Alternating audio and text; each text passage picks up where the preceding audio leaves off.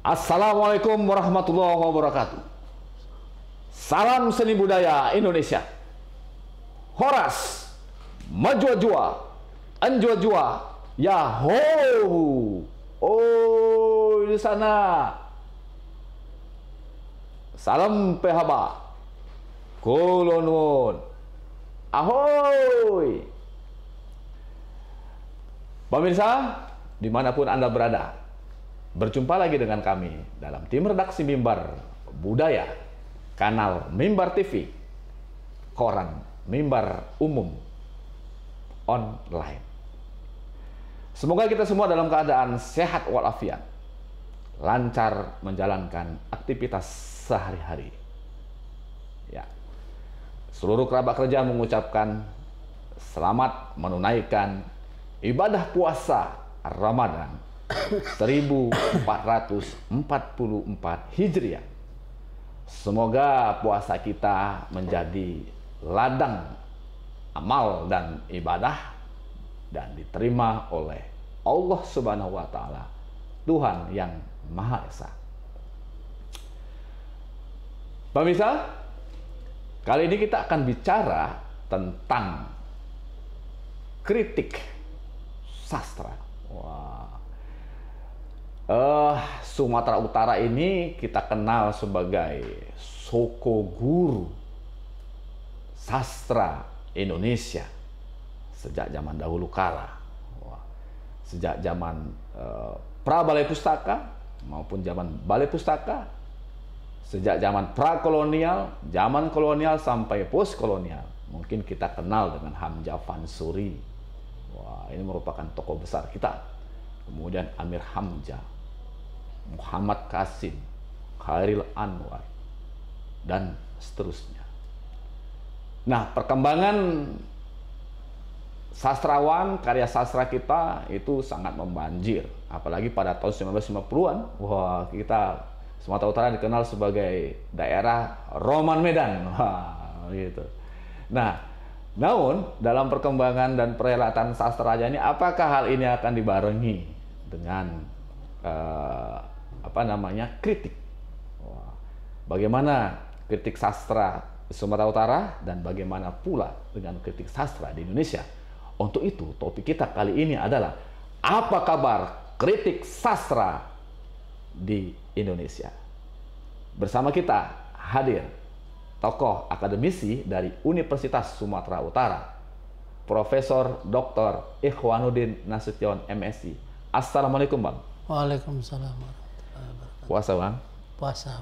Alhamdulillah. Ya. Pemirsa, Prof. Ikhwanuddin Nasution ini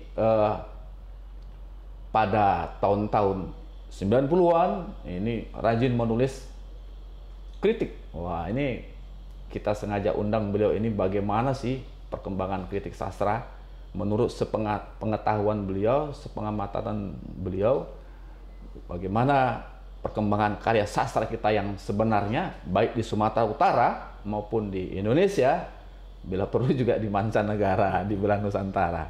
Begitu, Prof. Nah, Prof, bagaimana perkembangan lah, kita katakan perkembangan kritik sastra di Indonesia ini, Prof?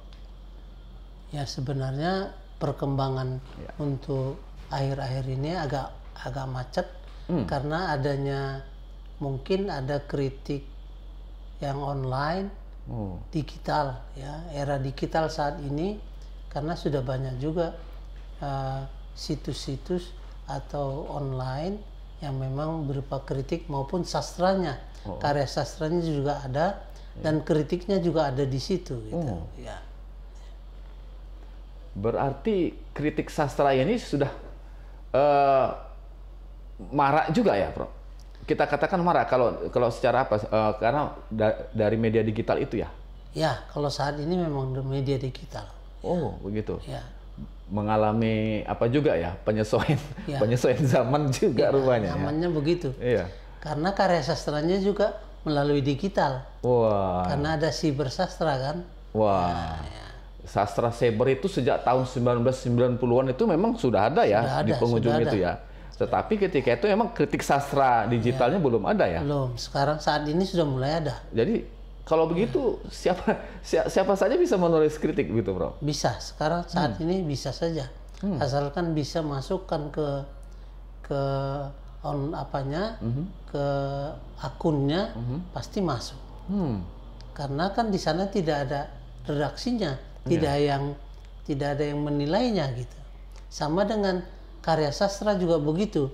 Puisi, cerita pendek, cerita bersambung juga dimuat di Sibersastra atau akun-akun tertentu. Maka mereka juga masuk karena tidak ada redaksinya. Ya, kritik sastra juga begitu. Begitu dia melakukan kritik ya masuk juga gitu. Jadi siapa saja boleh. Anak SMA, SMP, mahasiswa, ya tentu akademisi juga banyak sekarang yang membuat kritik sastra. Dan kritik sastra ini tidak hanya akademisinya, tidak hanya alumni atau katakanlah sarjana sastra atau sastra lain, tapi sekarang sarjana di luar fakultas sastra atau fakultas ilmu sastra, ilmu budaya juga sudah membuat kritik sastra. Ya, itu memang sudah dari dulu. Ya. Jadi banyak sebenarnya yang bukan sastrawan atau ahli sastra, tapi juga dia sarjana di luar karya sastra, di luar sarjana sastra, dia juga melakukan kritik. Ya, misalnya dari pendidikan ada, dari teknisi juga ada, kritikusnya gitu. Ya begitulah perkembangannya saat ini. Ya benar juga ini, karena selama ini mungkin anggapan kita kritik sastra itu adalah yang terbit di surat kabar, ya, begitu ya. Nah kemudian terbit di majalah gitu ya, Prof ya, atau melalui sidang-sidang seminar-seminar gitu ya. Wah, kalau begitu ada anggapan yang mengatakan kritik sastra di Indonesia ini mengalami stagnasi, itu bisa terbantahkan lah ya? Ya, sebenarnya tidak. Terbantahkan karena medianya sudah berubah, itu saja. Medianya. Ya. Jadi tidak melalui tulisan koran lagi, tapi atau media massa lagi, tapi sudah digital dia. Ya. Itu dia. Ya. Nah, kalau begitu, Prof, bagaimana ya peran kritik sastra gitu ya untuk menjaga muruah sastra? Mungkin kita lihat dari fungsi kritik itu bagaimana, Prof? Ya sebenarnya kritik sastra ini kan membangun seharusnya, membangun kepada sastrawan supaya dia menciptakan karya-karya terbaru yang agak berbeda dari karya sebelumnya atau karya sastrawan sebelumnya gitu. Itu yang membuat kreativitas. Ya. Jadi berbeda kreativitas dengan ciptaan yang berupa yang tidak kreativitas. Ya, jadi ada bakat kreativitas. Itu dia karya sastra itu. Jadi kritik sastra juga begitu. Kita berharap kritik sastra itu membangun para sastrawan-sastrawan terdahulu supaya sastrawan sekarang ini menciptakan karya-karya baru, inovasi-inovasi baru dari karya-karya sebelumnya. Kira-kira begitu. Nah, kalau begitu kira-kira Prof, sepengamatan Prof lah, ada nggak karya-karya baru yang muncul gitu sekarang ini gitu? Sebenarnya banyak ya. Di WhatsApp itu juga banyak ya. Kemudian hanya setelah dia karyanya ada di sana dan banyak peminatnya, banyak pembacanya, akhirnya diterbitkan dia, diterbitkan menjadi buku gitu, atau mau menjadi novel gitu. Ya. Sementara siapa?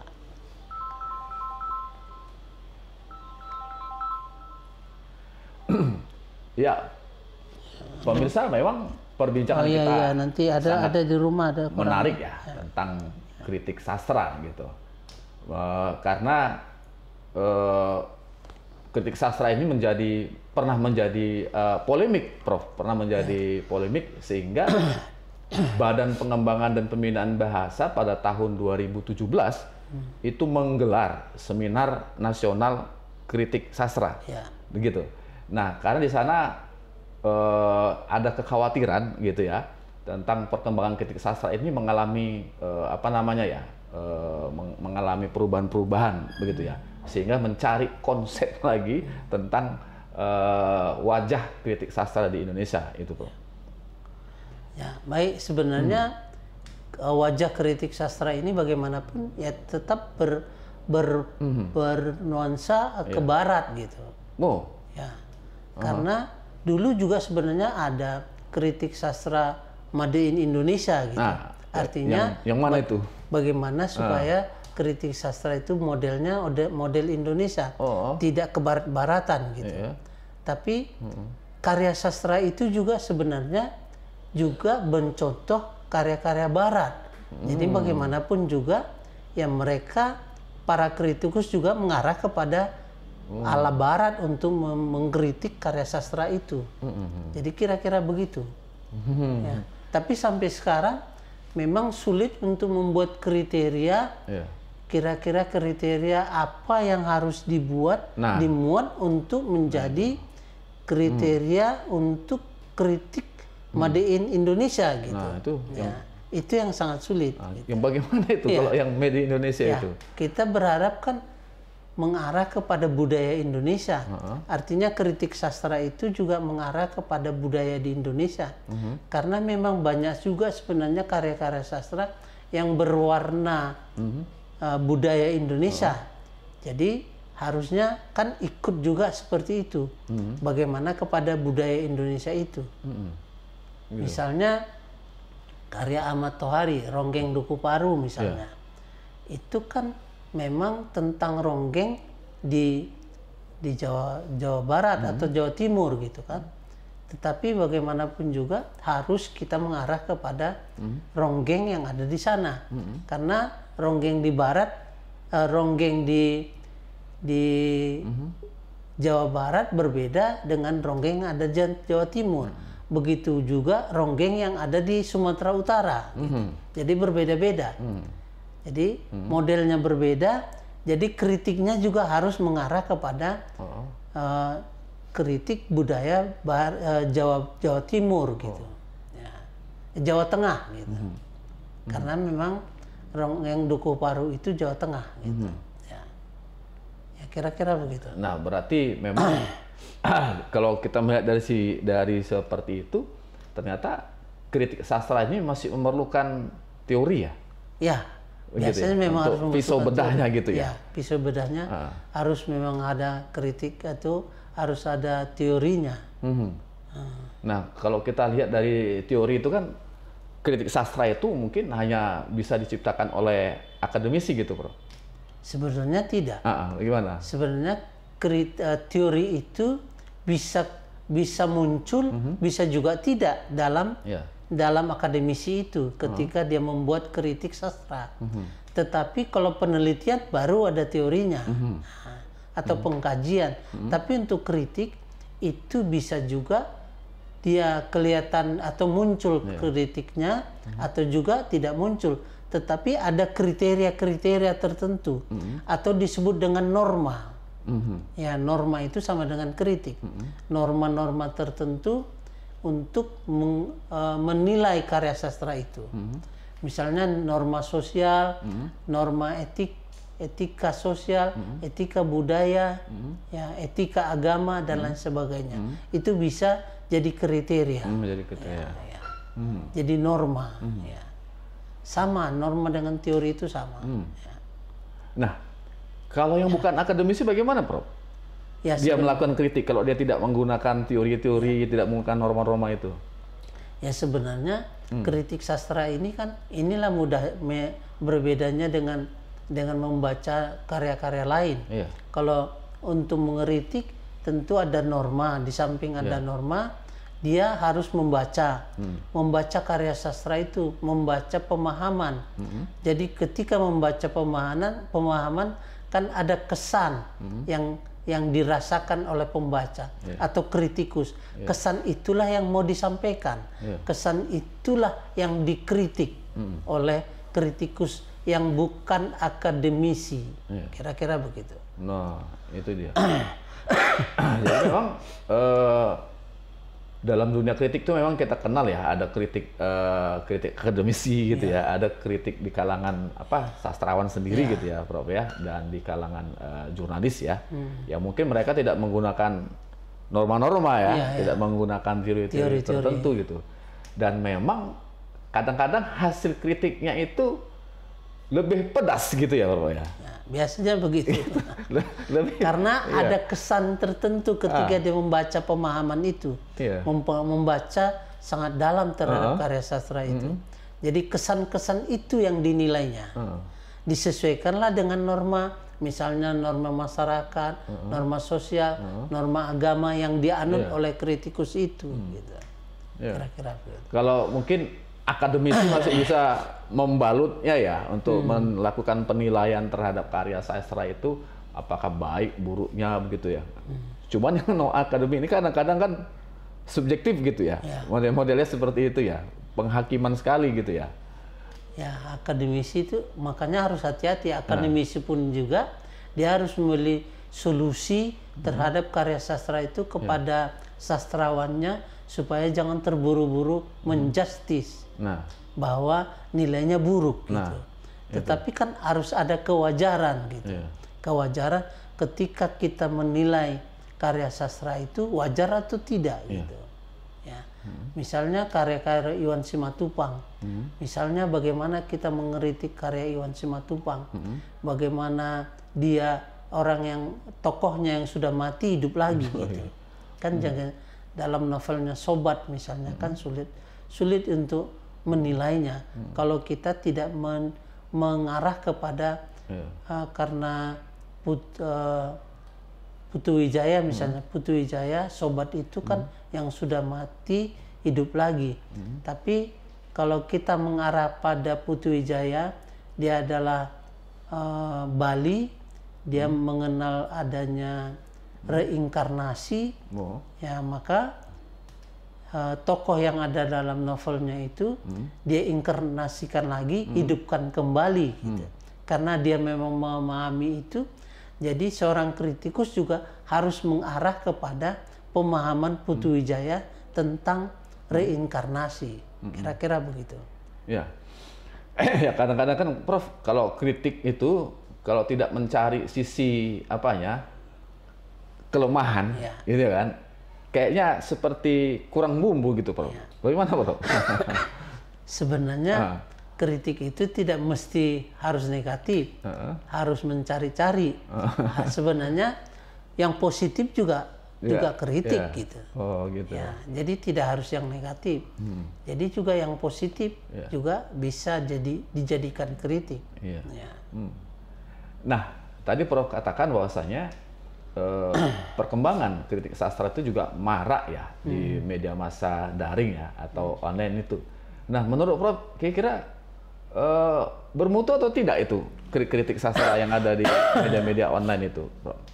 Sebenarnya kalau kita atau jangan-jangan mungkin yang dikhawatirkan Rendra dulu tahun 1950-an yang dia katakan bahwasanya kritik sastra itu yang di koran-koran itu katanya bukan kritik sastra, tapi itu hanya ulasan pribadi yang apa katanya, ulas-ulasan gitu, bukan kritik. Menurut Prof bagaimana itu? Memang awalnya memang pada akhirnya nanti akan terbukti kalau dia digital gitu kan.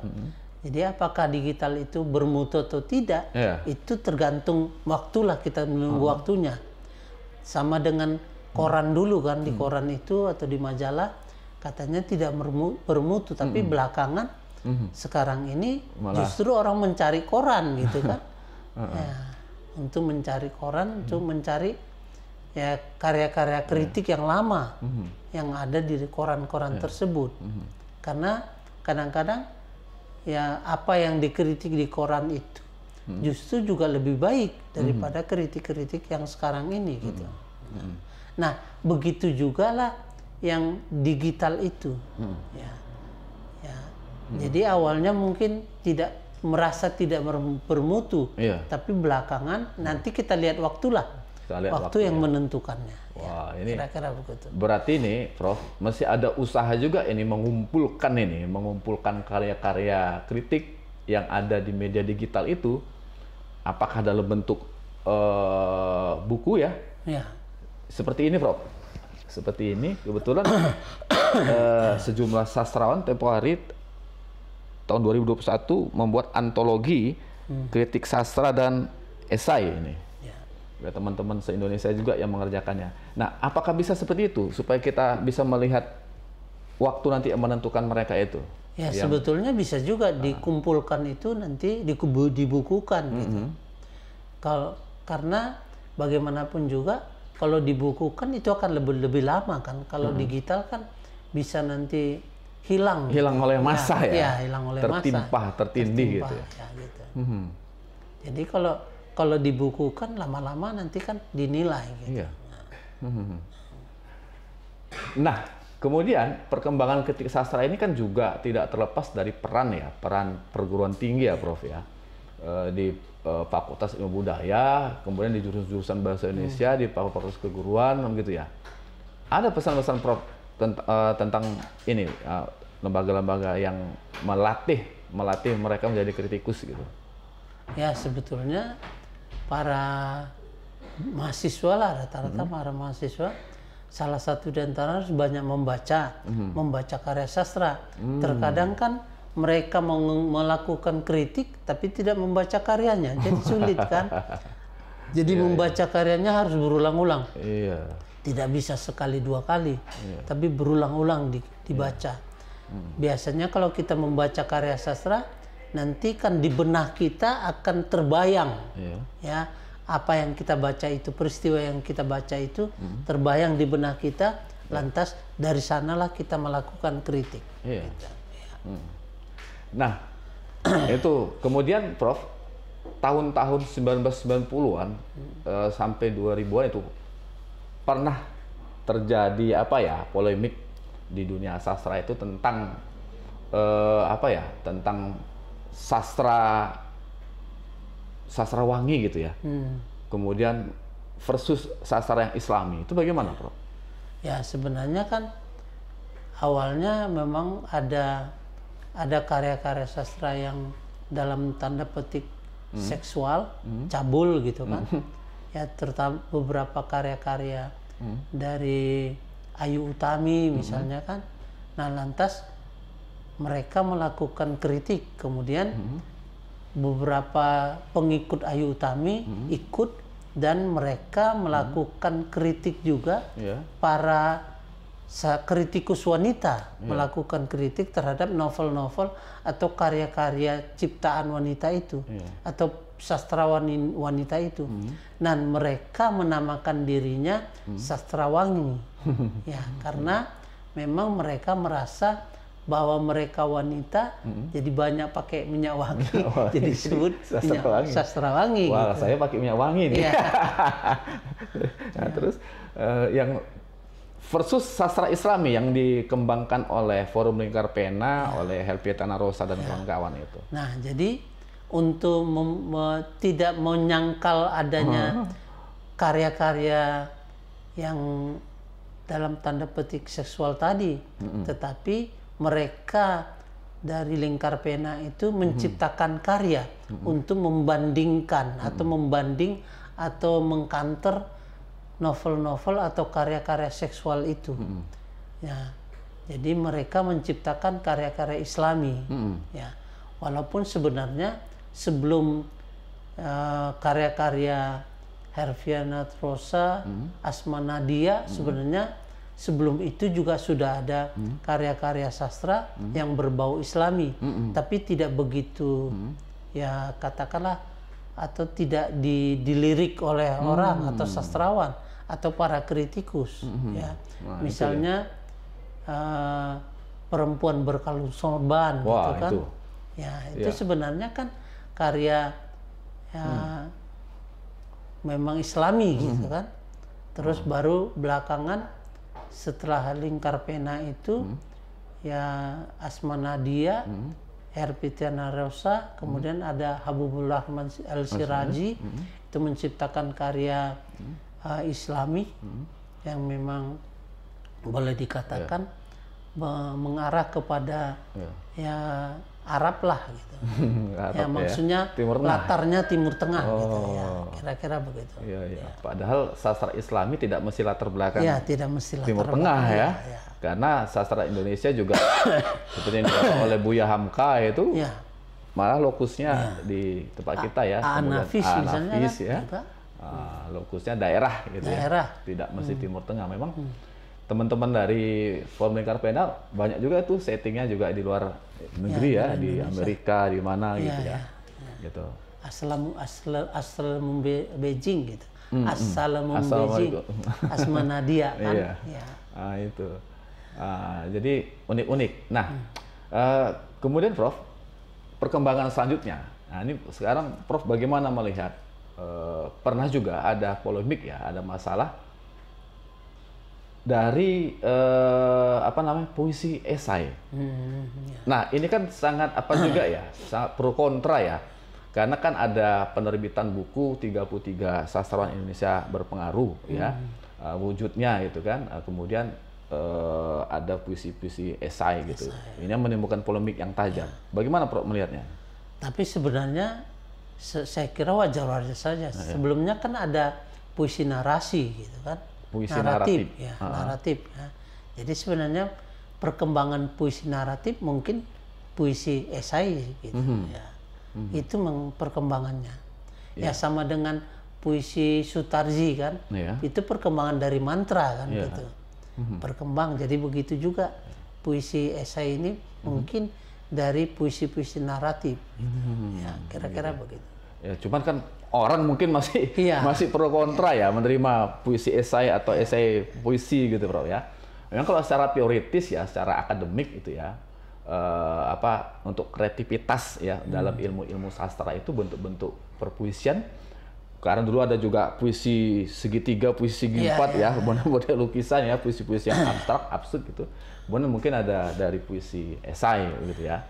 Tapi memang itu menimbulkan polemik yang tajam itu, Prof. Ya, karena mungkin penerbitan buku 33 sastrawan Indonesia berpengaruh itu gitu. Jadi yang ada sastrawan yang mungkin puisi esainya itu mengalami subscriber, kalau sekarang sistem subscriber atau banyak gitu ya pengikutnya gitu. Itu sempat juga menjadi polemik itu. Nah, Prof, mungkin ada lagi yang mau kita bahas, Prof, tentang kritik sastra ini, Prof? Saya kira tidak ada, cuman saya ingatkan kepada mahasiswa, terutama mahasiswa sastra, ya bahasa dan sastra Indonesia sebenarnya tidak hanya bahasa dan sastra Indonesia, bahasa dan sastra Inggris, sastra Jepang dan lain sebagainya juga sebenarnya mereka juga bisa menjadi kritikus. Ya sebenarnya banyak. Budi Dharma itu sebenarnya dia dosen sastra Inggris bukan sastra Indonesia gitu. Iya. Termasuk Sapardi ya. Sapardi juga begitu. Dari sastra Inggris ya. Wah. Jadi supaya berkembang juga ya kritik-kritik sastra itu. Kritik sastra di Indonesia dan Sumatera Utara gitu. Nah, kalau zaman sekarang ini yang paling menonjol nih kritikus sastra setelah HB Yasin siapa nih, Prof? Baik tingkat nasional maupun tingkat lokal. Sebenarnya yang menonjol ya masih juga yang lama-lama juga gitu ya. Antara lain siapa, Bro? Ya misalnya Sapardi, ya masih juga, Maman juga masih, masih juga kritikus gitu kan. Ya, Maman Esmayana itu emang tajam itu kritiknya, Prof, gitu. Dia sampai menerbitkan buku kitab kritik sastra Indonesia ya.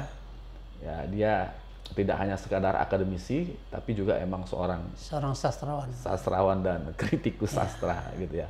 Berarti baru itu ya, Prof yang Prof recommended ya, rekomendasi baru 2 orang itu ya, almarhum Pak Sapardi Djoko Damono dan Maman Ismayana yang kebetulan kedua-duanya berasal dari UI, Universitas Islam Indonesia. Universitas Indonesia. Universitas Indonesia. Wah, ini karena sering dekat UIN dan UISU ya. Indonesia Islam jadi. Baik pemirsa, demikian perbincangan kami tentang apa kabar kritik sastra di Indonesia. Nah, dari pertanyaan apa kabar kritik sastra di Indonesia, kita sudah menemukan jawaban bahwasanya ternyata kabarnya kabar baik. Alhamdulillah, kabar baik perkembangan kritik sastra di Indonesia hari ini. Hal ini tidak terlepas dari gencarnya media digital yang ikut menyemarakkan perkembangan sastra. Menurut Profesor Ikhwanuddin Nasution bahwasanya karya sastra ini selain sastra buku, sastra cetak juga perkembangannya melalui media-media elektronik, melalui media-media digital. Dan hal ini juga sudah dibarengi dengan munculnya tulisan-tulisan kritik. Tidak hanya ditulis oleh kalangan sastrawan atau dari fakultas sastra, tapi juga dari non-fakultas sastra. Mudah-mudahan yang akan datang lahir kembali karya-karya besar, karya-karya sastra yang luar biasa di Indonesia dan di Sumatera Utara khususnya, atau dimanapun di daerah-daerah di Indonesia muncul karya-karya besar, kemudian juga dibarengi dengan karya-karya kritik sastra. Biar bagaimanapun kritik sastra ini merupakan jembatan antara pengarang dan pembacanya. Bagaimana kritikus bisa menjadi jembatan antara pengarang karya sastra dan pembacanya. Jadi ada segitiga bermuda dalam teori kritik sastra. Barangkali ini saja pertemuan kita pada kali ini. Sampai bertemu pada edisi berikutnya. Seluruh kerabat kerja Mimbar Budaya, Mimbar TV, Mimbar Umum mengucapkan terima kasih kepada pemirsa semua yang telah menyaksikan hingga selesai acara ini. Kita ucapkan juga terima kasih kepada Prof. Ikhwanuddin Nasution. Salam sehat terus, Prof. Amin, amin. Ya, demikian kerabat kerja pemimpin umum Bapak Muhammad Hasbi Paus Lubis, penanggung jawab Bapak Jalaluddin, pemimpin redaksi Bapak Ngatirin, teknisi Zaim Jaki Sanjaya dan Rizky, saya sendiri pembawa acara Suyadisa mengucapkan terima kasih. Salam sehat selalu. Salam seni budaya Indonesia. Ahoy! Oras, majua-jua, anjua-jua, ya hobu. Oh di sana, salam pehaba, kulo nuwun. Assalamualaikum warahmatullahi wabarakatuh.